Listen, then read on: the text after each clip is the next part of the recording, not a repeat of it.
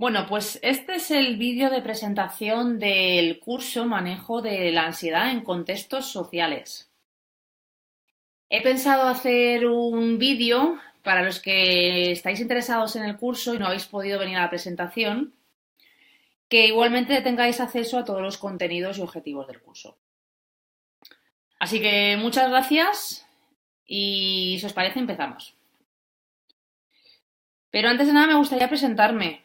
Para los que no me conozcáis, me llamo Patricia y llevo años formándome en diferentes corrientes del área de la psicología, como puede ser la terapia Gestalt, la PNL, el coaching o el mindfulness. Pero sobre todo, me gustaría que supierais que yo misma he convivido con la ansiedad desde muy joven. En cualquier caso, no fue hasta la adolescencia cuando empecé a desarrollar un patrón de ansiedad social como tal. Como la mayoría de las personas que desarrollamos este trastorno, hubieron un compendio de situaciones en mi entorno que ayudaron que así fuese, como podría ser la separación de mis padres o el haber tenido un padre bastante crítico al que yo me esforzaba por agradar. Como resultado de todo eso, pasé unos años complicados donde llegué incluso a tener problemas con el abuso de sustancias, ya que eso me permitía escapar de mí de algún modo. Pero como dice el refrán, cuando la vida te da limones, haz limonada. Y es que al final, gracias a todo eso, he empleado los últimos casi 20 años en mi desarrollo personal. He ido aprendiendo herramientas que me sirven para poder vivir mejor y para hacer muchas más cosas de las que me era posible imaginar, como por ejemplo hablar en público, que era algo completamente inimaginable para mí. Y eso es justo lo que quiero compartir con vosotros en este curso, lo que he ido aprendiendo en los últimos años. Así que vamos a empezar. Como os decía, lo que vamos a ver hoy es una breve presentación del curso que va a empezar en junio y que consta de 4 sesiones de 4 horas de duración. Quiero que sepáis que en todas las sesiones veremos algo de teoría, pero siempre apoyado con dinámicas y ejercicios grupales, que es donde más vais a retaros a vosotros mismos. Sé que quizás estás pensando que eso es un esfuerzo extra, trabajar con desconocidos, pero tenéis que tener en cuenta que todos aquí estamos en las mismas circunstancias y que depende también de vosotros lo que vayáis a llevaros del curso. Cuanto más pongáis al servicio del grupo, más os vais a llevar a vuestra casa y a vuestra vida. De hecho, me gustaría que pensáis en el curso como en una especie de laboratorio de experimentos.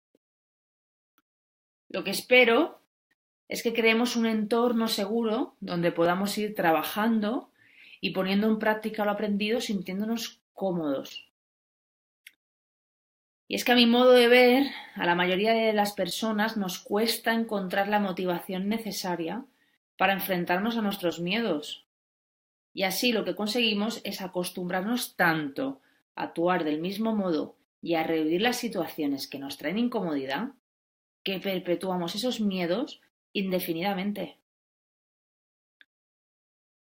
Así que ahí va mi propuesta. Os voy a poner ahora un vídeo, y es posible que alguno lo haya visto ya, pero que explica bastante bien qué es la ansiedad social.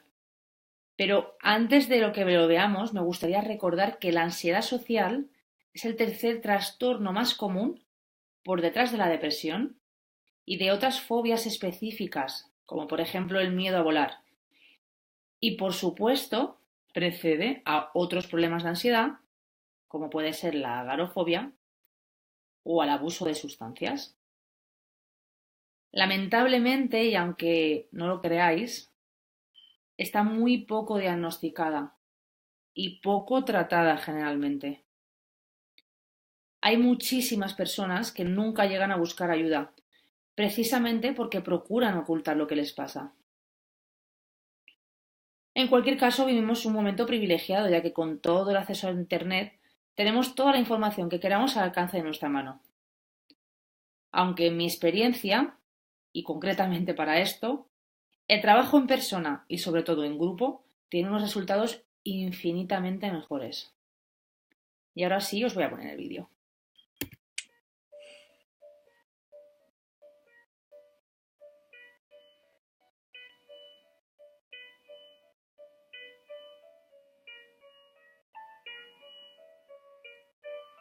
¿Alguna vez te has encontrado en una situación social y de repente aparecen pensamientos como deben pensar que soy un perdedor, voy a hacer algo que me va a dejar en ridículo, se van a dar cuenta que estoy ansioso, y si me critican, y si me humillan? Si pasaste o pasás por estas situaciones constantemente, es posible que sufras de algún grado de ansiedad social, lo que también se denomina fobia social. Según el Manual Diagnóstico y Estadístico de los Trastornos Mentales, la ansiedad o fobia social es un miedo intenso y persistente en una o más situaciones sociales, en las que el individuo está expuesto ante personas desconocidas o la posible evaluación por parte de los demás.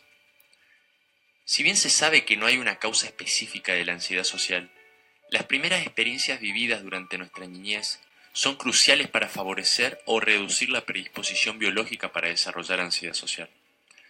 Estas primeras experiencias de aprendizaje generalmente las vamos a vivir en el hogar en el cual crecemos y en contacto con pares de nuestra edad, contacto que se suele dar en el colegio o escuela a la cual asistimos. Los principales síntomas físicos de la ansiedad social son las palpitaciones, la dificultad para respirar, que puede sentirse como la incapacidad para llenar los pulmones, y suele ser un síntoma que asusta mucho a la persona. También hay síntomas como dolores de cabeza, temblor, tensión muscular, ruborización facial, que a su vez trae consigo la preocupación de la persona que puede ser notada por los demás que la observan. Finalmente, los síntomas de sensación de frío-calor pueden estar presentes. La ansiedad social puede dividirse en dos subtipos: la ansiedad social generalizada y la ansiedad social específica. En la ansiedad social generalizada hay un temor constante a la posible evaluación negativa de los demás en cualquier situación social. Estas situaciones pueden ser como la idea o acción de ir a una fiesta, de hablar con personas con autoridad, de iniciar y mantener conversaciones con personas con las cuales no tenemos mucha confianza. También el hecho de hacer una llamada telefónica a gente desconocida o incluso caminar por la calle suele ser situación desencadenante de preocupaciones referidas a qué aspecto negativo de nosotros están pensando, criticando o evaluando los demás. El otro tipo de ansiedad social es la que se denomina específica, que es menos grave para la persona, al menos desde un punto de vista funcional, ya que los síntomas de ansiedad social aparecen en una sola situación determinada, como por ejemplo en el hablar en público, donde una de las principales preocupaciones de la persona es de quedarse en blanco, o trabarse o tartamudear. ¿Alguna vez sufriste o sufrís de ansiedad social? Y si te pasa, ¿cómo lo afrontás? Bueno, pues imagino que sabíais que existen dos tipos de ansiedad social.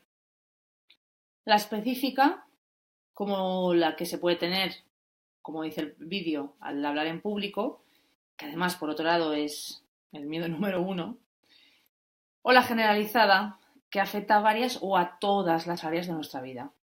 Así que me gustaría que pensaras dónde te ves a ti mismo, en la generalizada o en la específica. Y vamos a ver ahora las situaciones que pueden desencadenar las respuestas de ansiedad.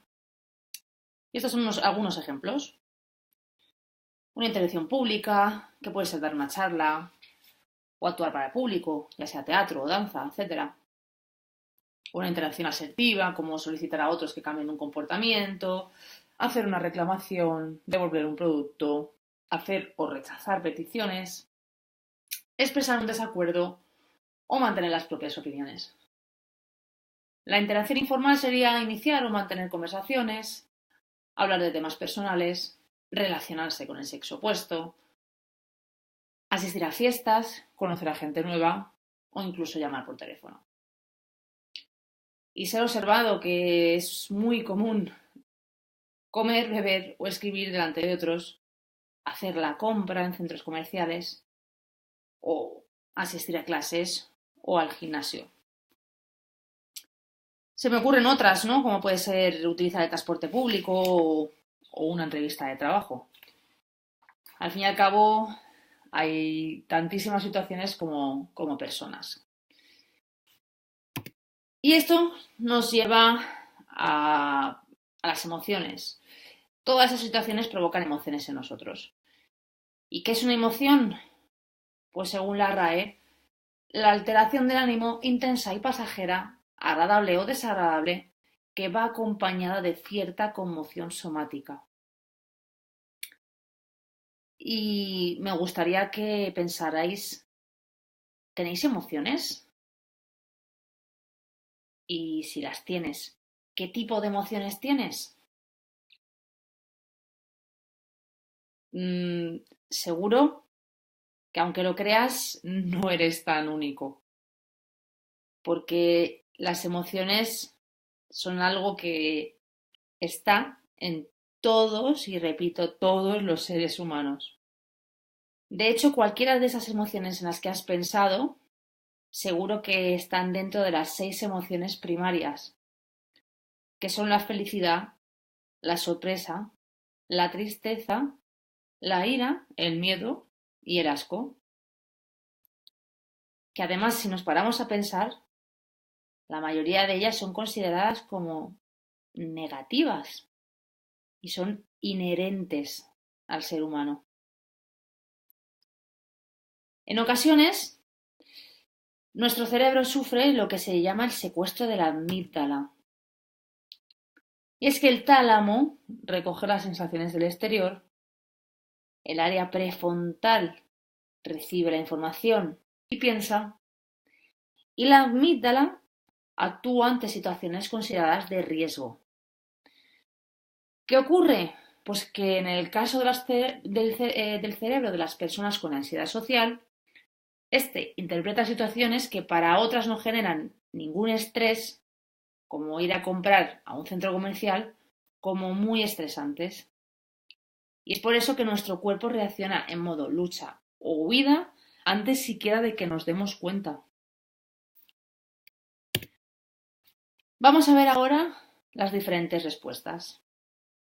Ante cualquiera de las situaciones que ya hemos comentado, vamos a poner el ejemplo de asistir a una fiesta, tenemos 3 tipos de respuesta. La respuesta fisiológica, que puede ser la taquicardia, palpitaciones, temblor, sonrojamiento, sudoración, tensión, boca seca, escalofríos, cefalea, náuseas, dolor en el pecho, urgencia urinaria o tos. Tenemos la respuesta motora, que sería, por ejemplo, beber alcohol, buscar un sitio para pasar desapercibido, irnos con algún pretexto, no hablar, tomar pastillas, hablar sin mirar al otro a los ojos, no coger objetos delante de los otros o mantener las manos escondidas. Y la respuesta cognitiva, que es que pensamos cosas como voy a hacer el ridículo, no sabré qué decir, me voy a poner rojo, pensarán que soy raro, meteré la pata y se darán cuenta de que soy un inútil, me quedaré bloqueado o les caeré mal. ¿Qué ocurre? Que las respuestas evitativas, como por ejemplo beber alcohol, a corto plazo conllevan una disminución de la ansiedad, incluso un desahogo, pero a medio y largo plazo pueden conllevar a un bajo rendimiento laboral o académico, menos relaciones sociales, rechazo, baja autoestima, tristeza, aumento de la autocrítica. ¿Podéis veros reflejados en alguna de estas respuestas? Y ahora me gustaría que viéramos un poco el esquema de funcionamiento. Ante una situación social que tememos, se activa nuestro sistema de creencias. Creemos que los demás van a ser críticos y que nos van a evaluar negativamente. Además, pensamos que es muy importante causar una buena impresión. Y a su vez, no nos sentimos capaces de conseguir lo que creemos se espera de nosotros. La activación de estas creencias origina expectativas negativas. Básicamente, lo que creemos es que no sabremos desenvolvernos. Las expectativas negativas dan lugar a la ansiedad anticipatoria. Y esa ansiedad anticipatoria conduce a la utilización de conductas defensivas o a la evitación de las situaciones temidas. Esto puede tener otros efectos negativos, como que esas mismas conductas defensivas nos conduzcan a un comportamiento insatisfactorio. Por ejemplo, podemos parecer distantes, serios y poco empáticos si no miramos a los ojos o si hablamos muy poco. Y además, favorecemos actitudes similares por parte de los demás hacia nosotros. Por otro lado, empeoramos los síntomas temidos. Por ejemplo, si tienes miedo a sudar y pegas mucho los brazos al cuerpo, pues obviamente sudarás más. El caso es que a partir de los síntomas que notamos, de nuestros propios errores, por ejemplo, una frase que creemos que no tendríamos que haber dicho, eso que hacemos de repasar una y otra vez después de un evento, lo que hayamos podido decir o hacer, de las reacciones percibidas de los otros, por ejemplo, un fruncimiento de ceño, un silencio, una mirada que nosotros subjetivamente interpretamos como de desaprobación. Y por último, de nuestro archivo mental con las experiencias previas desagradables que ya hemos tenido en situaciones similares, vamos formándonos una impresión distorsionada de cómo creemos que somos percibidos por los otros. ¿Y qué ocurre? Pues que esa impresión nos lleva de nuevo a tener unas expectativas negativas.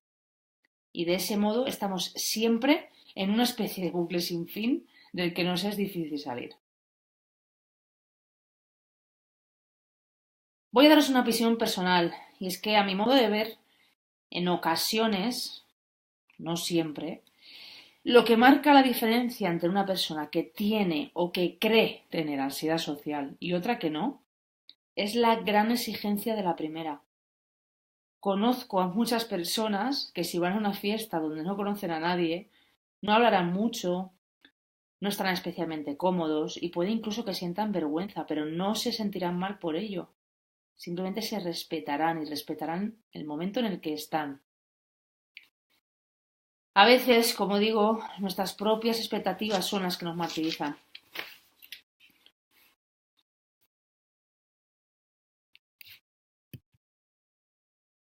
Bueno, pues seguimos. Esta es una de las terapias más utilizadas para el tratamiento de la ansiedad social. La terapia cognitivo-conductual. Se trata de una terapia que aborda los problemas que una persona padece desde puntos de vista interrelacionados entre sí. Lo que piensa con lo que siente y lo que hace. Es una terapia donde en gran parte, a través de ejercicios, los llamados autorregistros, se aprende a cambiar pensamientos y creencias. Personalmente creo que es útil porque te haces más consciente de lo que está en tu cabeza cuando estás en piloto automático. Y la realidad es que cuanto más conscientes somos de lo que pensamos, también somos más capaces de cambiarlo. Aquí podéis ver un ejemplo, ¿vale? Ante una situación como esta, es mi primer día en el trabajo y estoy muy nervioso, el pensamiento puede ser: seguro que piensan que soy un bicho raro y un inseguro. La emoción: me siento triste y frustrado. Y la conducta, al pensar esto, es que intento esconder mis síntomas, oculto las manos y no hablo. Cuando nos hemos dado cuenta de cuáles son las consecuencias tanto a nivel emocional como conductual de lo que estamos pensando, el último paso sería buscar un pensamiento alternativo que nos haga sentir mejor. Como os he dicho, a mí me parece una herramienta útil y por eso quería mencionarla. Ahora bien, yo quiero hablaros de otras. Y ahora sí, estos son los contenidos y los objetivos del curso. En el taller 1, mindfulness y compasión. Los objetivos son disminuir la ansiedad en las situaciones temidas y en nuestra vida en general. Aprender a concentrarse en el momento presente en vez de los pensamientos negativos. Y especialmente empezar ya a tratarnos con compasión. En el taller 2 veremos la aceptación y el compromiso. Incrementaremos nuestra aceptación a lo que es. Soltaremos, intentaremos aprender a soltar el control. Y nos comprometeremos con lo que sí podemos cambiar. En el taller 3, habilidades sociales.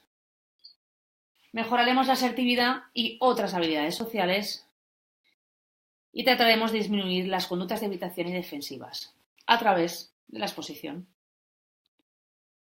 En el taller 4, el plan de acción, aprenderemos a establecer objetivos realistas y trabajaremos el optimismo y la automotivación. Y vamos a ver con un poco más de detalle de qué trata cada taller. Como os he dicho, en el primer taller trabajaremos el mindfulness y la compasión. La meditación es un nombre general que engloba diversas técnicas y el mindfulness no es más que un tipo de meditación. Según Jod Kabat-Zinn, que es, digamos, el padre del mindfulness, la definición sería la conciencia que emerge al prestar atención intencionadamente en el momento presente y sin juzgar al despliegue de la experiencia momento a momento.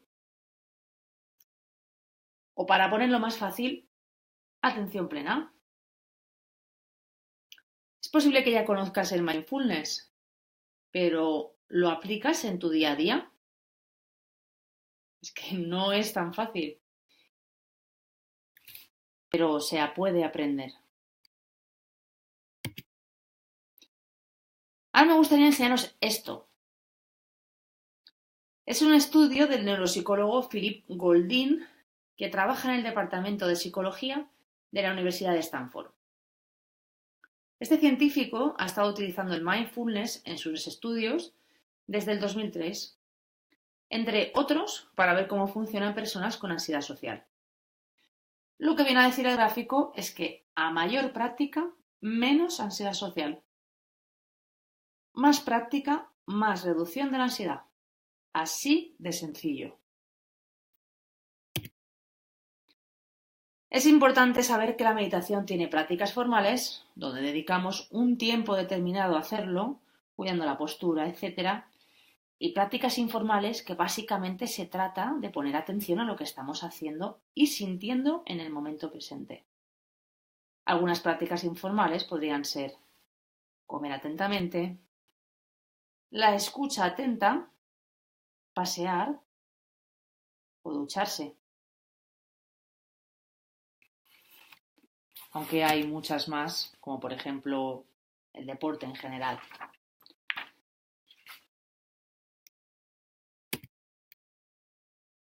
Vamos a seguir ahora con la autocompasión y con los 3 elementos que la componen. La autobondad frente al autojuicio. Pues sencillamente tratarse con cuidado y comprensión en lugar de darnos caña, que es lo que solemos hacer, y aprender a calmarnos y a consolarnos.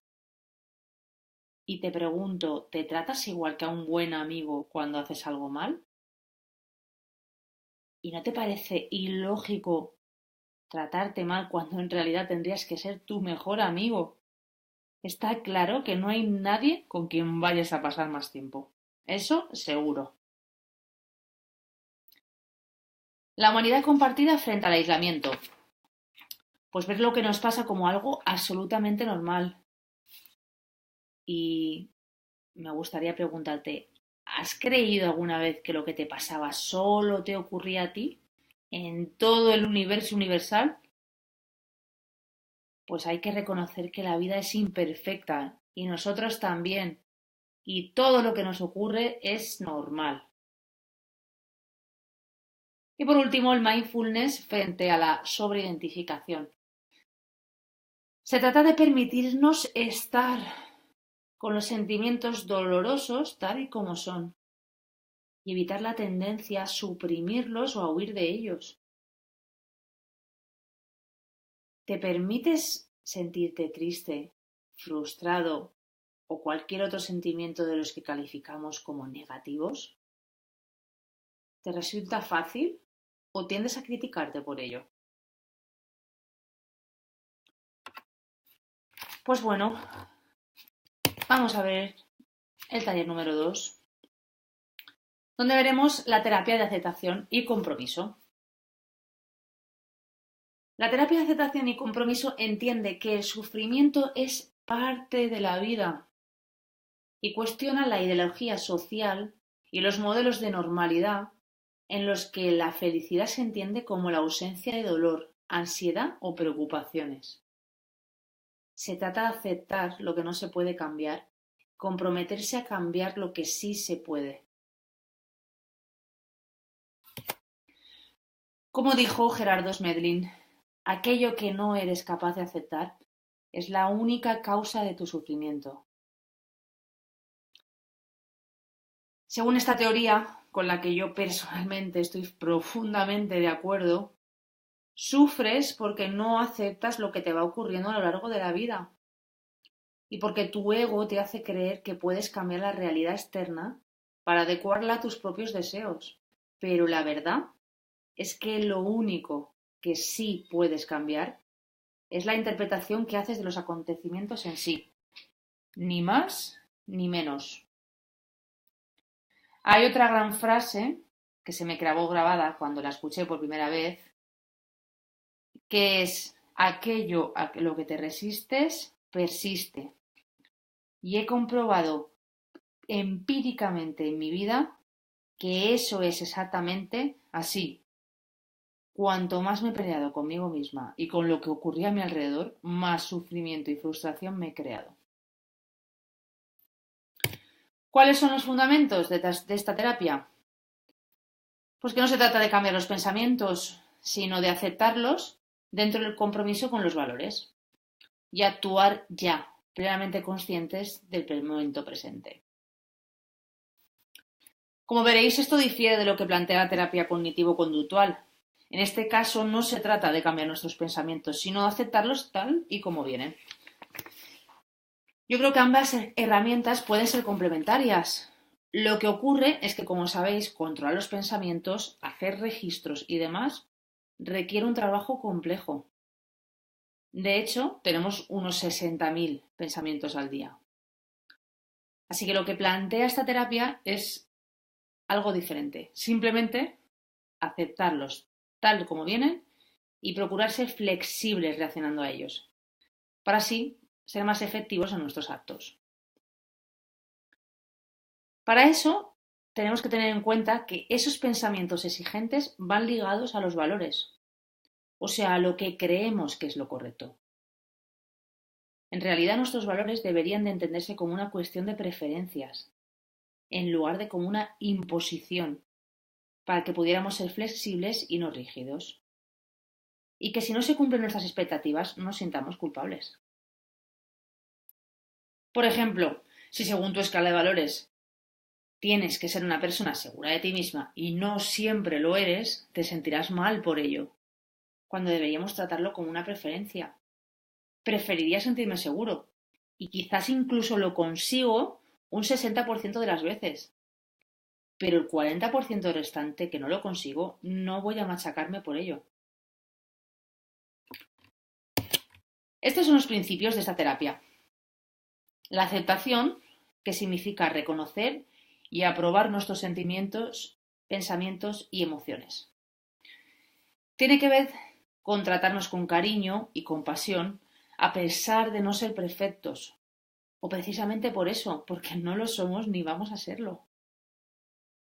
La difusión cognitiva, que se trata de observar nuestros pensamientos como lo que son: trozos de lenguaje, palabras, imágenes, simplemente observar y dejarlos ir sin juzgarlos.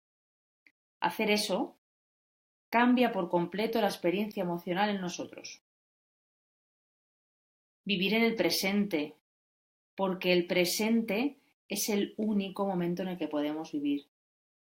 Estar en el aquí y en el ahora con la atención totalmente en nosotros y nuestro alrededor es clave para nuestro bienestar.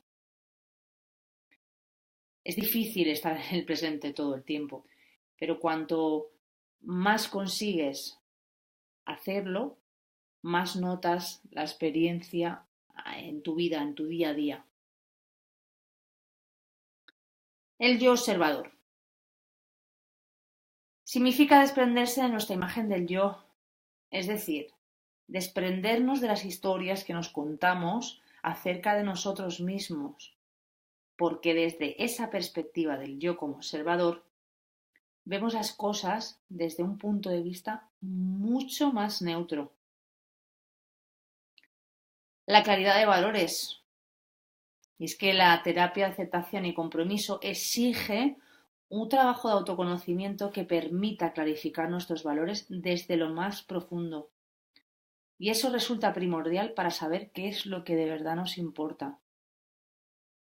Y por último, la acción comprometida. Y es que la dirección que sigamos siempre debe estar determinada por nuestros valores, no por las imposiciones sociales. De este modo es más fácil comprometernos de verdad con nuestros objetivos. Bueno, estas podrían ser algunas preguntas que quizás nos puedan servir de brújula para encontrar nuestros valores, encontrar lo que de verdad es importante para nosotros y desechar lo que no lo es. ¿A qué dedicarías tus últimos días de vida? ¿O cómo te gustaría ser recordado? Y es que, como dice el refrán, si con todo lo que tienes no eres feliz, con todo lo que te falta tampoco. Y pasamos ya al módulo 3, donde trabajaremos las habilidades sociales.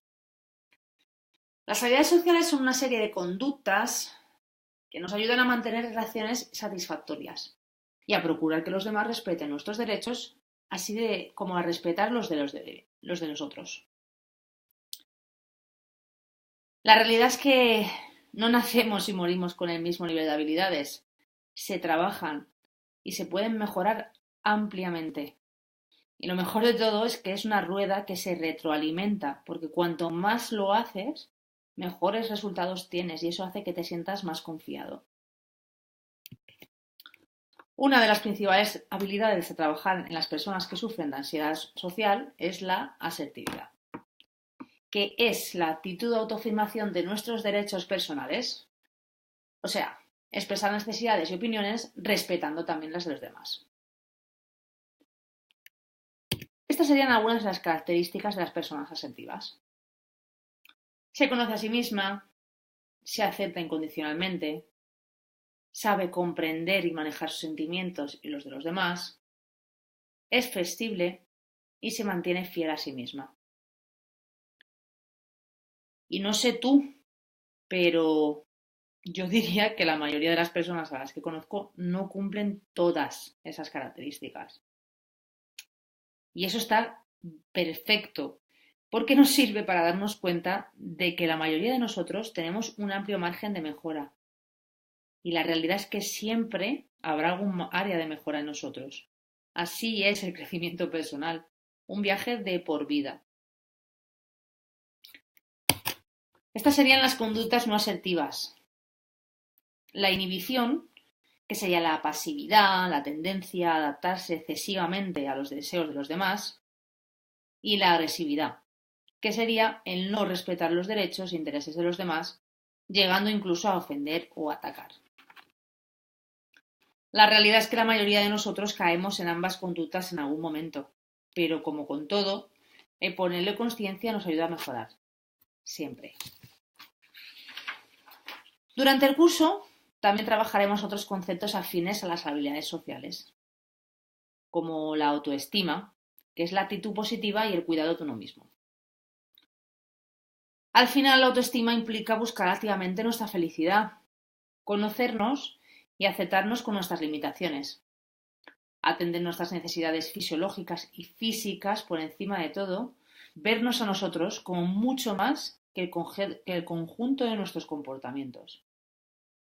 Y es que me gustaría que pensaras, ¿por qué quieres a las personas que quieres? ¿Les quieres por ser personas seguras de sí mismas o por no sentir nunca miedo? ¿O quizás les quieres por cómo te hacen sentir cuando estás con ellos? Inteligencia emocional, que es la habilidad de comprender y manejar nuestras emociones y las de los demás. Yo creo que se trata de aprender, y recalco lo de aprender porque no es una capacidad innata, a comunicarnos con nosotros mismos y con los demás. Para eso es necesario que aprendamos a estar en el presente, para poder ser conscientes de lo que pasa y en el momento en el que pasa en nosotros y en nuestro alrededor. ¿Qué me está pasando? ¿Qué te está pasando? Y la empatía, la capacidad de ponernos en el lugar de otra persona con la intención de comprenderla. La empatía es una de las habilidades interpersonales más importantes sin lugar a dudas. Según Daniel Goleman, la empatía es un componente fundamental de la inteligencia emocional. Y esta habilidad está demostrado que es más importante a la hora de trabajar con personas que las habilidades técnicas sin ir más lejos. La capacidad de entender y ponerse en el lugar del otro nos permite solucionar conflictos interpersonales, tener una mayor influencia en los demás, lograr una mayor conexión emocional, ser más persuasivos, etc. En resumen, la esencia de la empatía consiste en darnos cuenta de lo que sienten los demás sin necesidad de que nos lo digan. Es una especie de radar multisensorial con el que puedes captar las señales verbales y las no verbales. Para esto, y me reitero y no me voy a cansar de repetirlo, es necesario estar en el ahora y sobre todo estar con el otro, es decir, no pendientes de nosotros mismos.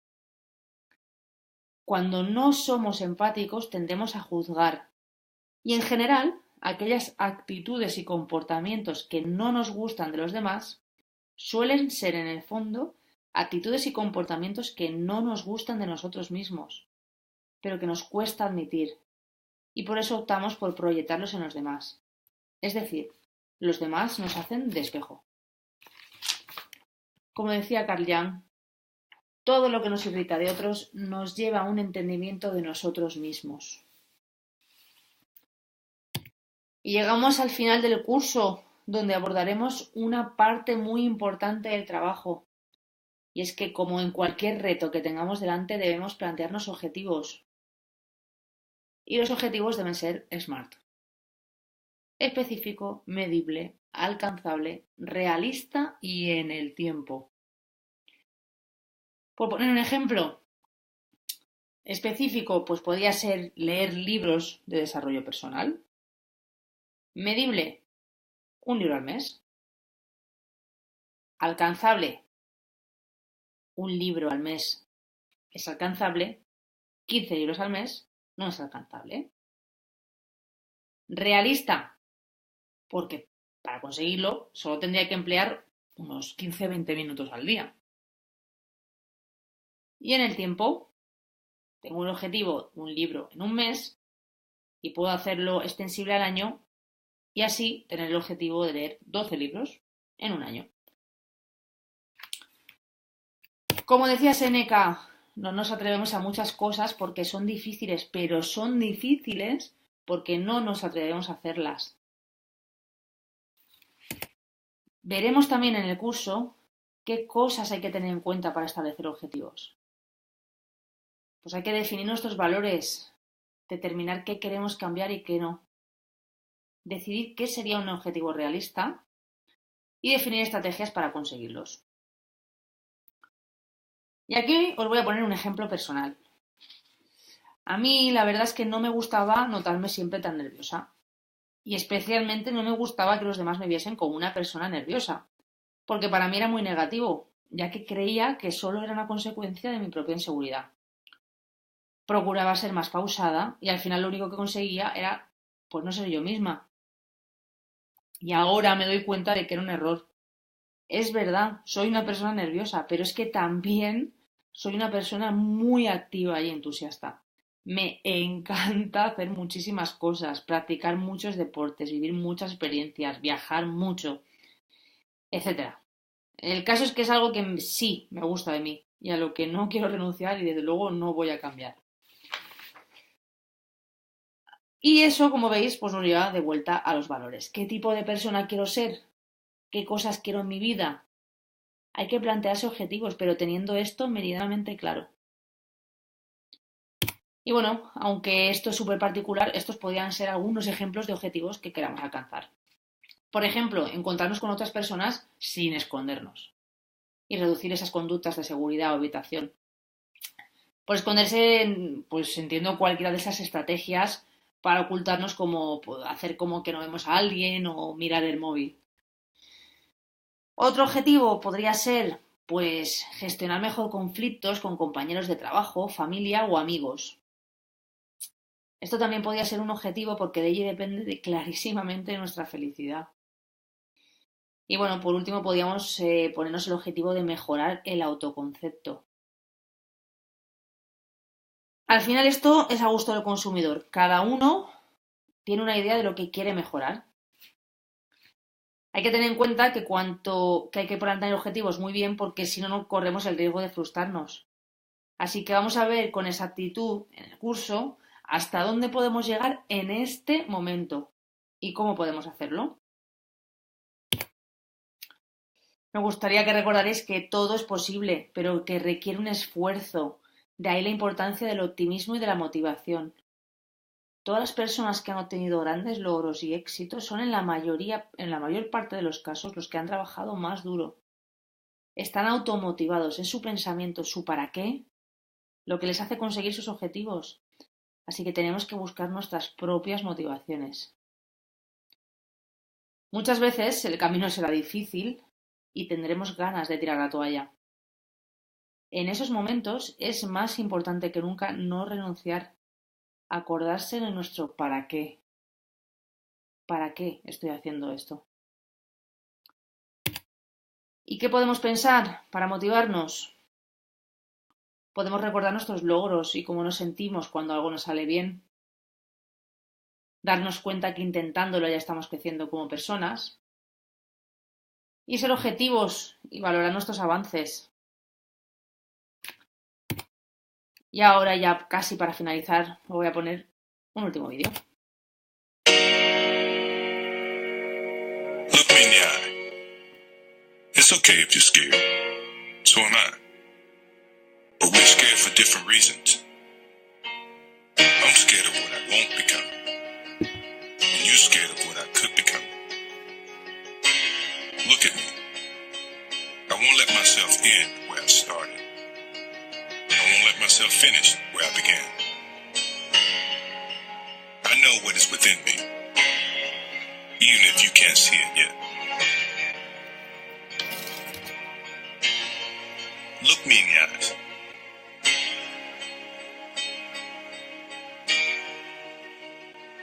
I have something more important than courage. I have patience. I will become what I know I am.